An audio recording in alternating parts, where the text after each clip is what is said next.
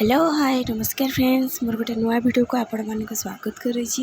आज आम वीडियो रे देखा कि आम कॉलेज रे है अवेयरनेस प्रोग्रामटा आम जो एफएम कॉलेज रे जो छात्र को निर्यातन करा जाइतिला से विषय रे लेकिना हेजी। तो थीमटा रही sexual harassment of women at work place वर्कशॉपटा अच्छी। एथिरे आमर मेन गेस्ट ही आसी डॉक्टर लेखा दास से जड़े साइकोलॉजिस्ट डॉक्टर सी सी होती बीजेपी कॉलेज प्रोफेसर। तो से मैंने सी आसी आमको मोटिवेट करने यह आम राज्य सरकार द्वारा आयोजित होती सबू कॉलेज मानक कारण एफएम कॉलेज रे जो छात्री सहित जपरी निर्यातना करागला जमी सेपरी आउ को कॉलेज रे न हो से आमको सचेतन कराइले एवं बहुत सुंदर सुंदर कथा सब कहले। चलते देखा से आमको कौन कौन मोटिवेशन देले एवं कौन कौन इम्पोर्टेंट कथा आमको शिखेले। चलते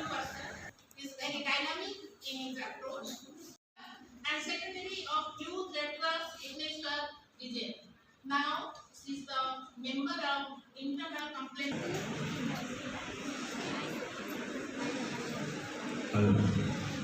Jai Jagannath, Honorable Resource Persons, Dr.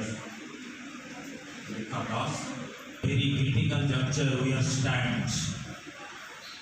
So, in this critical juncture, so every time many of different things is coming to us. Time is changes. Accordingly, the situation is changes. So as the situation is changes, so we have to cope with the situation. If you not cope with the situation, we are going away, we are debarred, we are ignored. So that's why important is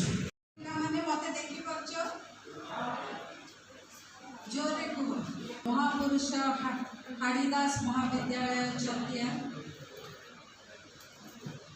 respected colleagues present here, respected internal and external members of ICC of the college,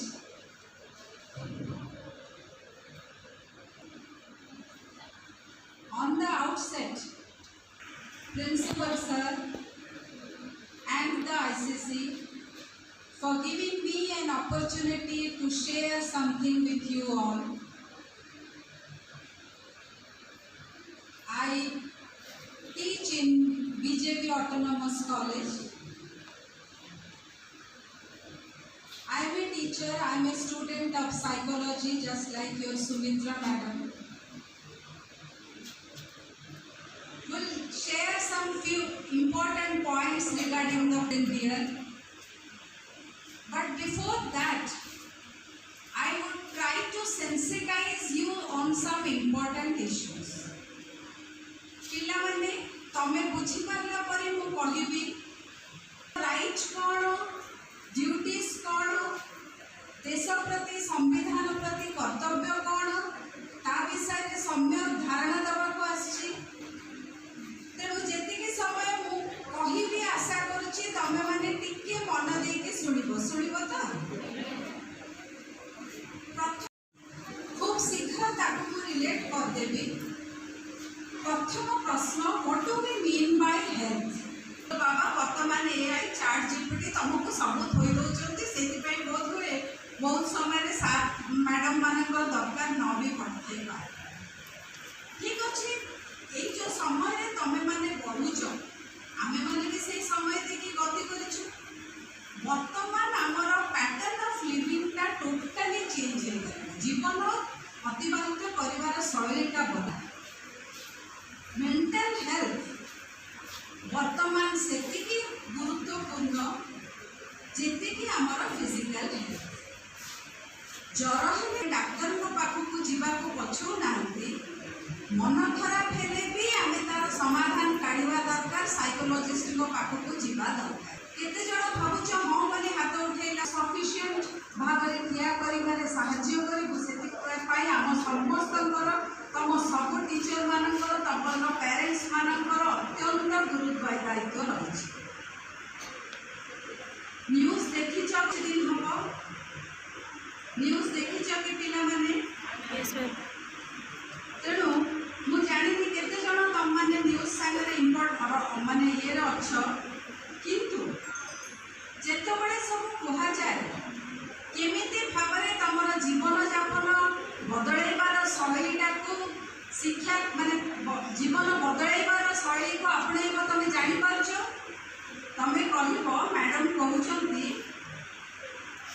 जे नकारात्मक जीवनटा को त्याग कर, अवसाद मन को त्याग कर, सकारात्मक हुआ, try to be as positive as possible.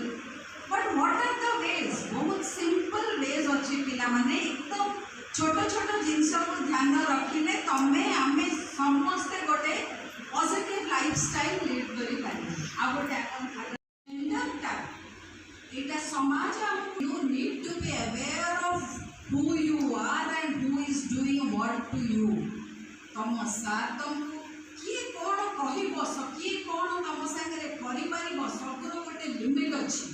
समाज में बास करुचु मनीष ही समाज को तैयारी करिछि किंतु इन रिटर्न से समाज नियम को मानिकी चलवा को आमे माने बाध्य आम मैंने चलवा को पड़ो से जन्म नहीं आमर विभिन्न रकम एडमिनिस्ट्रेशन पॉइंट ये तो चलना गप सर कि जेंडर सेंसिटाइजेशन कहले मन रख झील पिलाटे भारत बाहर प्लेन उड़ेब कहीं झील मैंने प्लेन उड़ौना 2023 international women's day photo Facebook sorry Google रे स्क्रोल करके देखिब गोटे फ्लाइट टे एठू अमेरिका जाइथिला से सब स्त्री लोक पायलट आ क्रू थिले आ सब यात्री भी तमर सब यात्री को लेके जाइथिले that was operated by all women.